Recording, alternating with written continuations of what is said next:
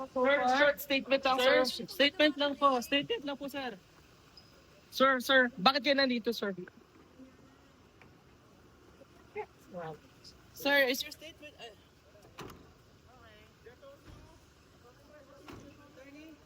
Saan? Sorry. Update is now pending the Board of Works Flow. So, sana respetuhin natin yung takbo ng proseso ng husgado. Sir, pero anong ginawa ngayon?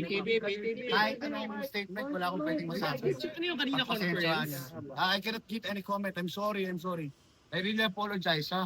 Kailan yung next na balik nyo na lang, sir? I cannot divulge information. I'm Pero sorry. kanina I'm sorry. conference may nag-conference. Oo, mas maganda magaling nyo natin sa mga kausap niyo. Sa DOJ dapat. Ha? DOJ, sir. I can't give any comment. I apologize. Okay. Pero sir, this is still in relation po ba sa ano niya? I Sa... cannot give, divulge, disclose any material information. That was accused against Mr. Patidongan himself. Can you make a comment on that particular case? I'm sorry, the case is now pending for resolution, so I cannot give any comment.